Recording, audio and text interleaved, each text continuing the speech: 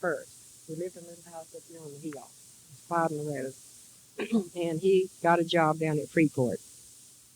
So he took off. We'd been married 2 weeks. He took off, went to Freeport. And so then he sent for me to come then after he's gone 2 weeks. Well, I rode the train from Gilmer to Freeport, and I had never ridden in a train in all my life. I'd been all around them, but I'd never been in one.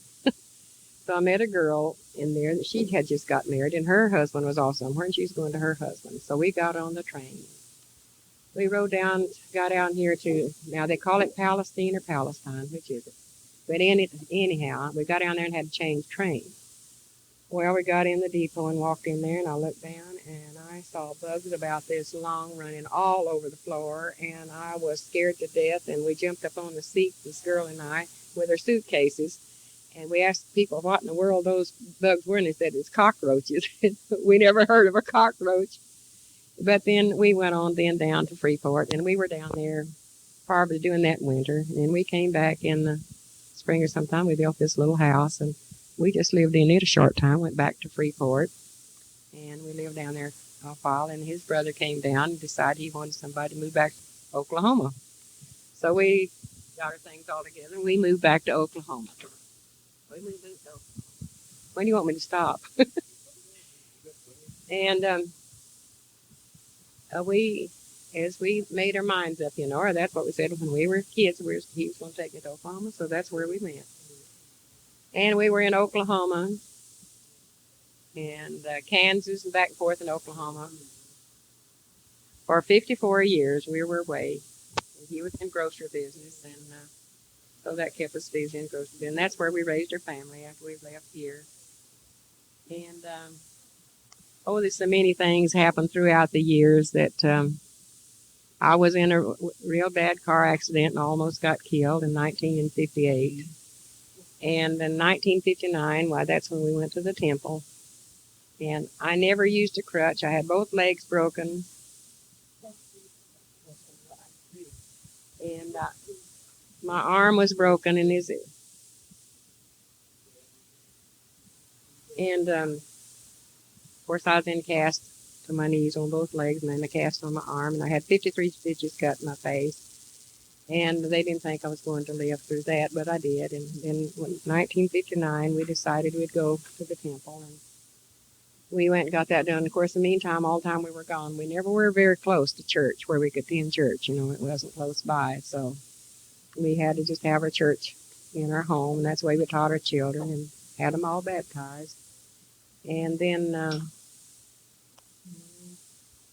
what else? And I want to say, too, again, before I married, I'll go back, Clara was quite ill for several years there. She had, the doctor said different things was wrong with her. And one time they said she had Bright's disease, and she wasn't going to live. And Jeanette was just a baby. And I had to go and help take care of her, and I'd take her and put her in the bed with me and sleep, and had to put her on a bottle, and I had tried to teach her to use the bottle, and I had quite a time. She'd scream and cry. But any rate, the doctor said that Clara wouldn't live, and that they started rehearsing, practicing funeral songs because they said she couldn't live. But it was on a Saturday, and the doctor said, well, if she could live through till the next day, till Sunday, that she would be all right. Well, I remember running out to a little barn we had, and I got on my knees, and I really did some praying because I didn't want her to die. And, of course, I knew she had Jeanette, and I was trying to help mother with Jeanette. And the next day, the doctor told different signs, if it happened to be sure and call him. So she started improving and started getting better and better. And she stayed with mother for quite a while, and I helped her with Jeanette.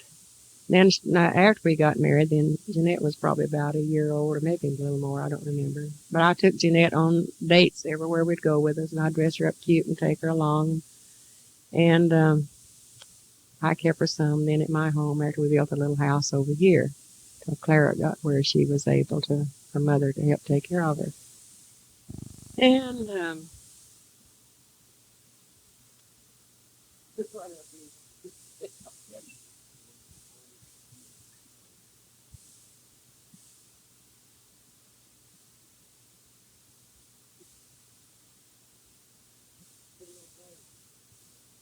yeah.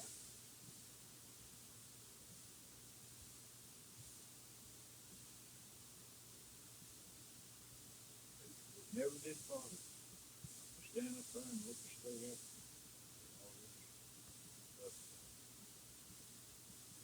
When it was just a kid, just a young kid that way, or like Tommy Denton when he got burnt up down at Texas City, all those little kids that he was out there, and you could tell that they're old enough they knew what had happened. So it gets next to you sometimes. Really pretty. Coffee. Bobby selected that upbeat. I never failed upsetting me as a child. I hadn't heard all the good stories yet, though. No, the good stories. Well, I decided I'd better not tell a lot. So I've heard all.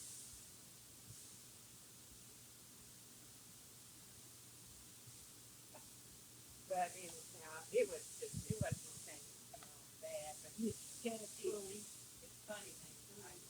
Now I've heard all the good stories about all of it.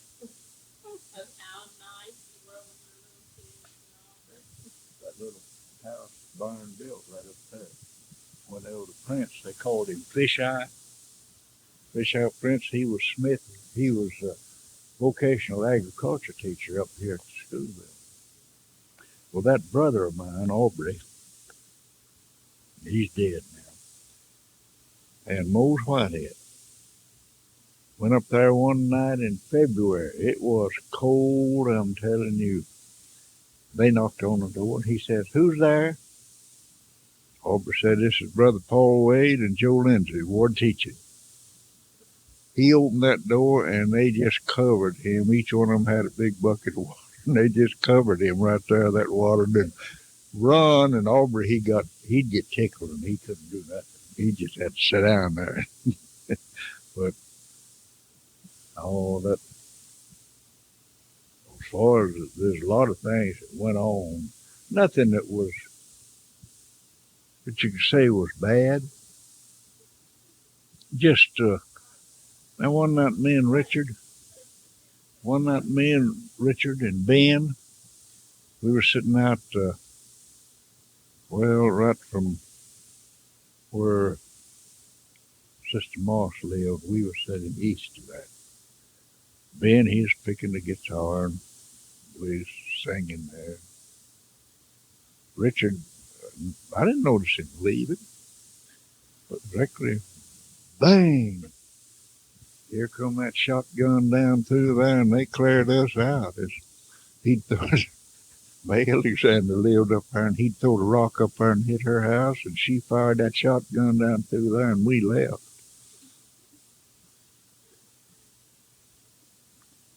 You know, they'd get after in his watermelon patch, and so he'd go out and shoot, take a shotgun and shoot up in the air. And then you'd hear him hitting those fence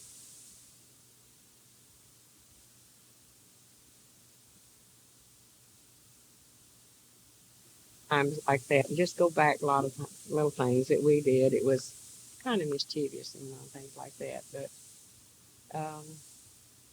my dad always owned a lot of mules and horses. Well, Richard and I, one time, we decided we didn't know much about rodeos, but I don't know where we got it, but Dad always had a lot of little calves, in the pen, calves, and so we were always doing things together, getting into trouble. And we decided we was going to ride those little calves. So we went out and tied a rope around its stomach. And so Richard got on first. Man, up went and down on the ground he went. I said, "Oh, I can do better than that. Can't throw me off." So on there I got. And the darn thing started to bucking and a bucking, and I was staying on pretty good. And finally I went right over its head. And here came Mother out about that time. And oh, she was about to have a spell. And she was I don't know whether she gave us a spanking or not, but she probably should have. But And we were always riding those old mules. And of course, I could tell a lot of stories about that with Lola and the mules, but I won't go into that. She was always so scared about everything, and I do everything under the sun.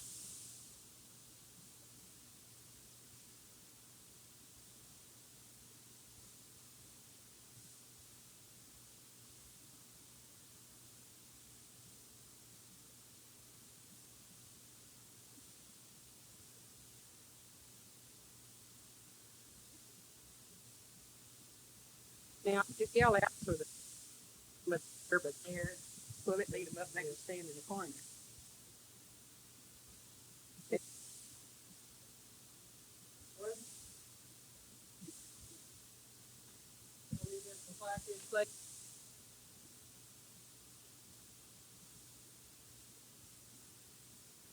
He, he'd call the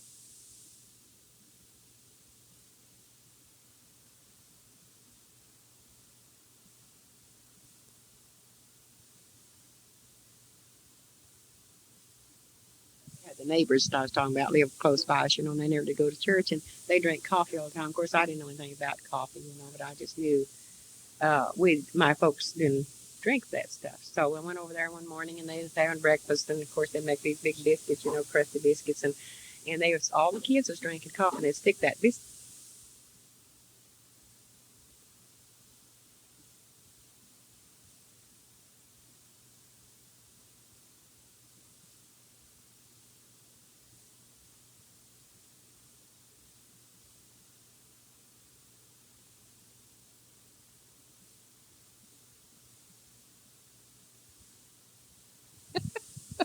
And I never would tell because I really didn't know how wrong it was, but I knew that we didn't drink coffee. Talk about your neighbors that live close to you up there. What were their names? Coods? Coos. Coods? Uh-huh. That's settled right there. I got thinking last night laying in the bed where the Coods lived, and I never could. That big old house, had Uh-huh. big hall in it. Oh, yeah. Yeah. I But know. Flanagan lived in there too. But I think Coos was living in there in the church. Well, they did. Oh, I do. It's time, so I don't know about it's not this time. You better come to it.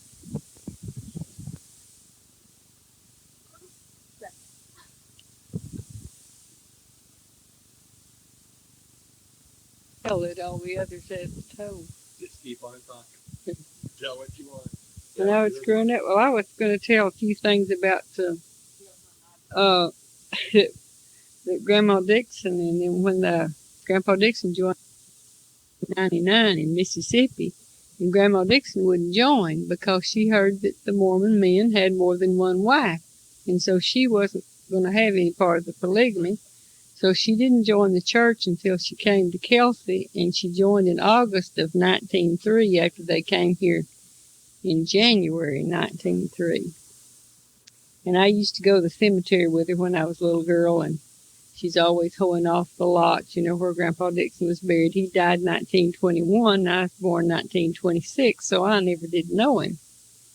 And she'd tell me about all these different people that were buried in the cemetery, and she'd take me over there and show me where the first person that was buried in the cemetery, and it was Mary Smallwood. And there's a little marker still down there for her grave.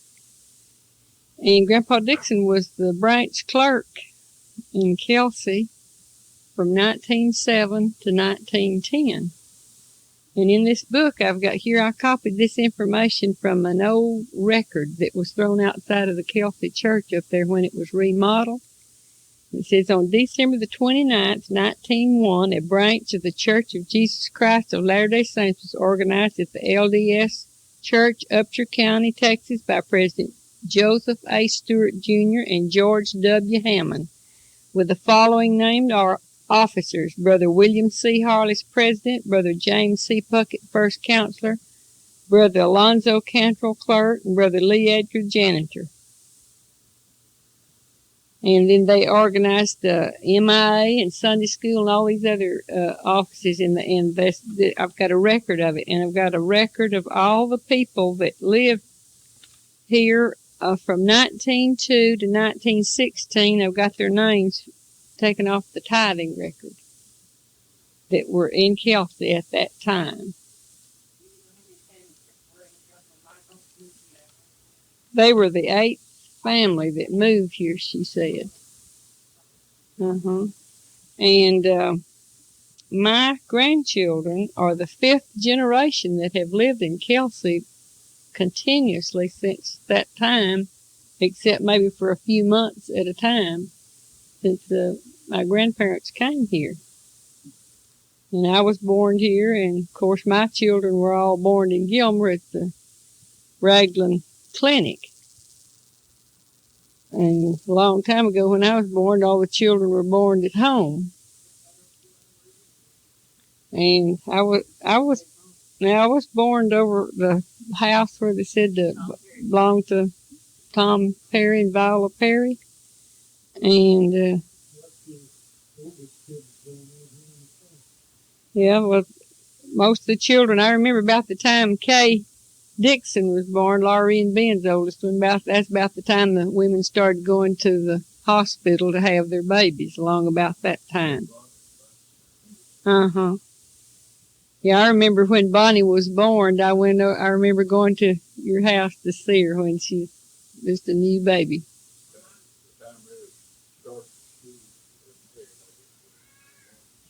Yeah, they was real good friends. Yeah, I've heard her tell about, the different ones that lived here. She said, well, I put the first dress on this person, or, she wasn't a midwife, but she'd go there and assist the midwife or the doctor. And she would bathe the baby and dress it. She'd done that for many, many children that were around here at that time. And back then, people didn't go to the hospital when they were sick. The Relief Society sisters took care of the sick people, and I've got one of her books that told how many days, how many hours she spent staying with the sick, and it wasn't just a few hours. Sometimes it's several days at a time, that she would stay with people. Okay. They didn't teach us anything about anything when we were growing up, where babies, about babies or anything. And Mother, I know they remember Mary Pamplin married Charles Shirley. It was her first baby. And we lived in the old Thompson house there, and Mother went over to take care of her when this baby was born. Well, Richard and I was told that an old tree right there close by, just laying across the road, it was hollow all the way through, and that's where they found the babies, in that hollow log. Well, Richard and I went out that morning, and we'd get one in, one down, and we'd look through there. Now, I was about 12, 13 years old. Oh, I was about 15 because Dad died when I was 15, and then that's how dumb I was. So when the baby was born, she came over and told us, and I said, that just can't be true. That can't be true. And Richard and I both was real angry because we said, well, we just looked in that log that morning, and it was not any baby in that log. And we was pretty torn up about that. But that's one silly thing that I could get into doubt if they were telling you the truth. Well, was the main part of Kelsey right here? Doors. Is that the town? Around the church.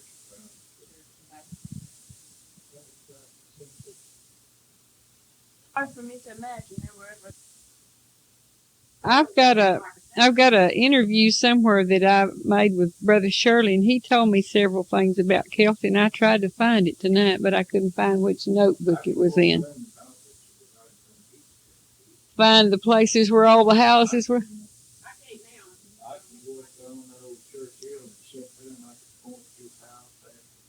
I can remember where some of them were. They show you pictures of them. I got pictures of them. Yeah, I saw some of them.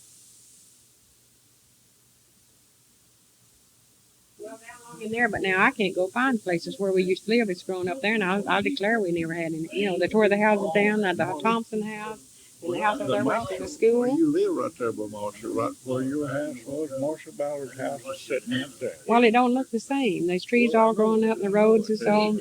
Same place that old house is. It's a little bit this way from, I think, from where a little bit farther east than that old house said. Because I remember that old house that was up there. When I I married, know about where it was. when I married, I had it in. I got it in my head that I wanted the place that Rex Mucker what had, the Green place, and the McGiddy place. Yeah. Well, I wound up with all three of them. You did. And sold them to the Ballards. But the green home burned. Boy, it did. Oh yeah, That big old two-story house. oh yeah, it burned down one Sunday.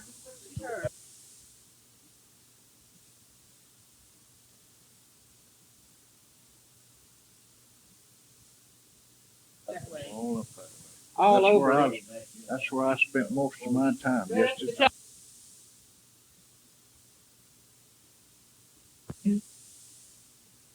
House, the Aaron's, Lee, was it Aaron?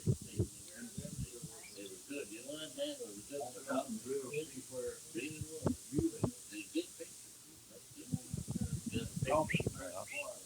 And then down below that was where we lived in under the hill. And right across the road was where Rupert's lived. And then on back, you turn and go up, is where that Pritchett boy lives now. That's where the old Thorn place was. And the first house that we ever come through to Kelsey was right in the middle. You might say, well, it's just below where Shumway's got that old shop he had over there, right in the middle of that field. That house west of the Thompson house where my dad have Brother Mask brought it. Is it still there or not? You know. No. The Thompsons and the Ruperts and all those weren't living here in my memory. They'd already left by the time I could remember. Nobody lived in the Aaron house there but where you all lived by the time I could remember. It was just, vacant house.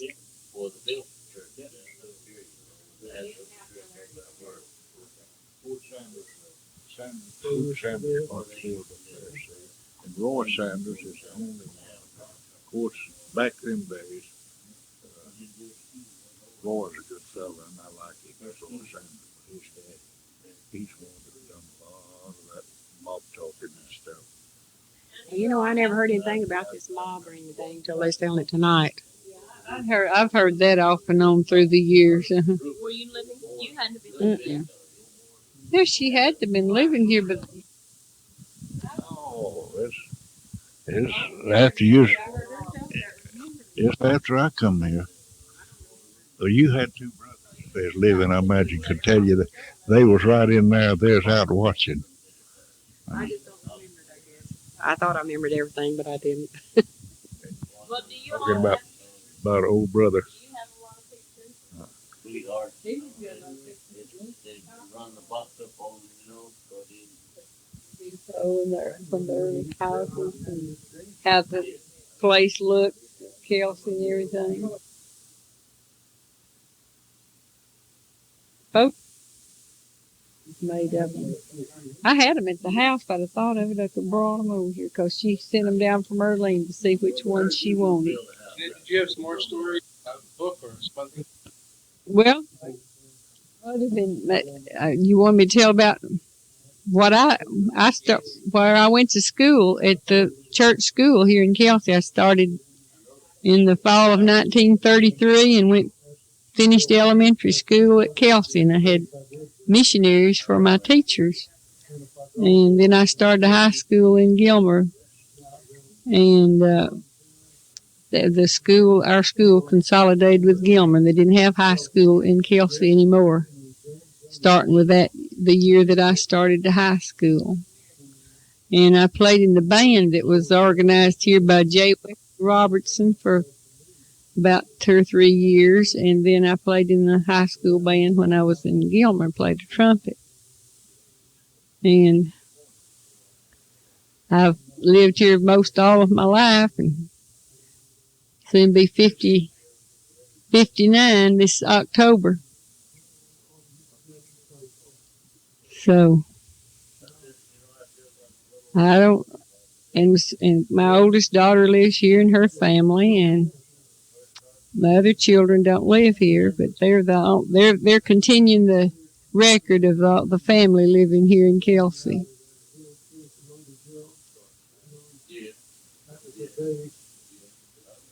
I don't think of any other things to tell, unless you think of something you want to ask me. Did each one of them tell what brought their family to Kelsey and when their family joined the church? Is there enough on there that you're going to be able to take parts off? Can you take the parts off there in the studio? Bayreen has typed the record that I've got handwritten in here that I took from these old records, and I gave them to him, and then he sent them into the church historian's office. When they remodeled the church up here, Bruce bought some of the lumber that we built a house out of, and they were out there. Had been rained on, all this stuff, and he brought them home. He said, "Wonder why they threw these away?" And I said, "Well, they're not supposed to throw them away." So I looked them over, and one of them was this very earliest church record when the branch was organized here in Kelsey. So I copied that part, and I copied this early tithing record, the names of the people that were in the book. I gave them back.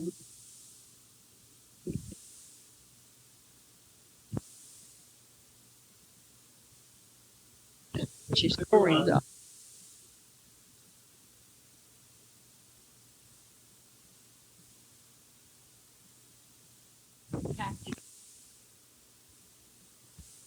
Several pages.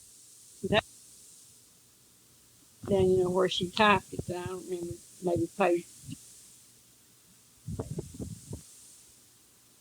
Written down here by anybody? Yeah, I've got a history that's written by James Clyde Vandergrift about Kelsey. No, I think he was I don't know, remember if he was a missionary from here or just what his connection was with Kelsey. But he did this for a thesis when he went to school, I believe. And I've got this in a book, and what I was going to do, Janice was supposed to get me some copies of these pictures of the early days of Kelsey, and I was going to illustrate this book. I've got it in a binder that says, like a genealogy book, but it's like a notebook. It says genealogical record on the front of it. And I was going to put all these pictures in that book with the written history of Kelsey. That's what my plans are, as soon as I get the pictures. You might like to maybe have some of the early historical things or something about Kelsey, maybe the display or something like that.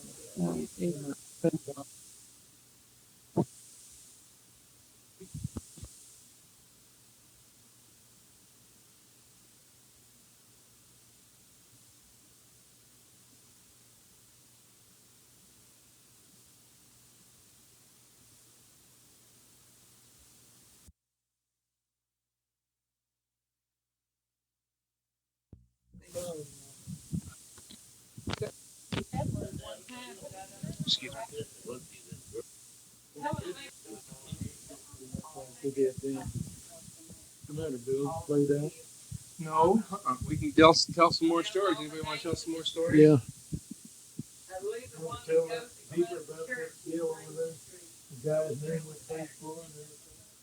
Stephanie, watch the monitor. Keeps on moving. This one monitor right here, see it? It's got to keep on moving. Go over here and hold it.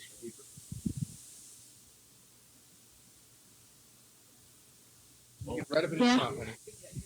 You just kind of watch it and then pull it. We had a band, and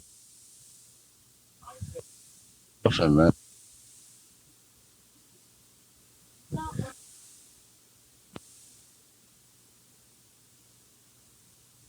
It is not.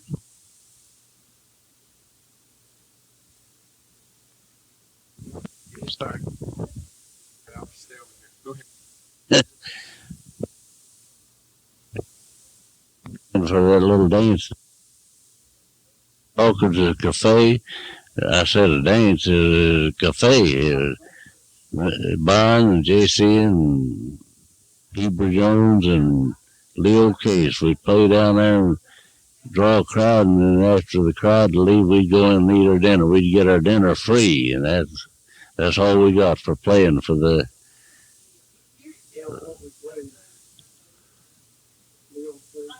Leo Case played oil drum, 5-gallon oil drum for a bass, the bass, and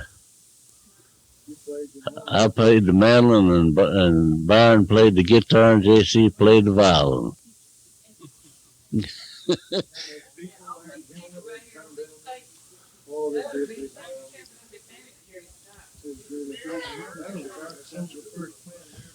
That was about around the first we ever done.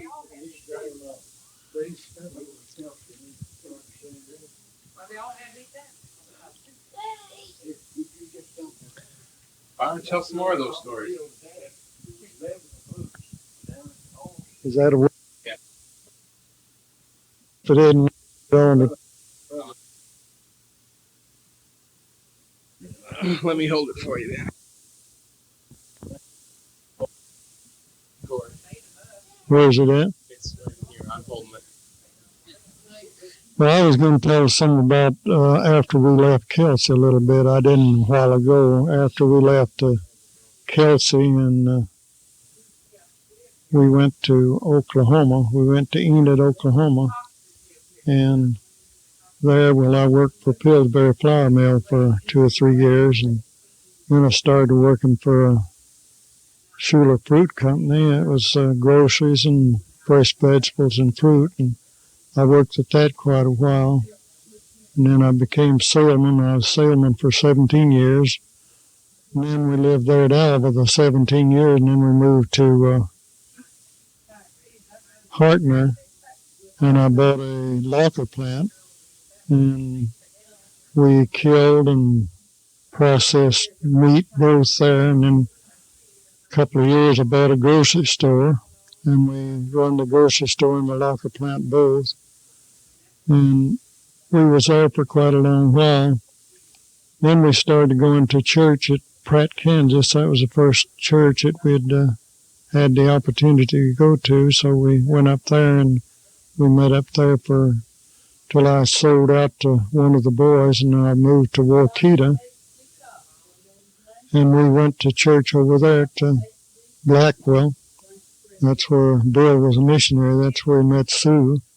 And so at that time, after we went to church for a while, I became branch president there at Blackwell. And that was the first time I was branch president. I was branch president twice after that, and I was district president, and I was first and second counselor in different branches several times. I was high councilman twice, one in Kansas Central District, and then when I moved to Oklahoma, that was up in Kansas. When I moved to Oklahoma, I was high councilman at Oklahoma City. And then I became branch president at Ada, Oklahoma. And then I was district president there at the Kansas Central District for 2 years. And after we came to Oklahoma, I became patriarch there for about 12 years in Norman, Oklahoma State. And then I moved to Gilmer, Texas, and I was state patriarch there. I was set apart there, and I guess, what was it, 83 we moved here, 1983. So we've had a pretty full life. We're back in Gilmer where we started from. Visiting our friends here tonight, some of the ones that we've... Okay, just look up. we have a bunch of our old time friends here, and that we've really enjoyed tonight and listened to their remarks about their life and the times we had back when we was all growing up. And it's really been a rejoicing evening. Thank you. No one.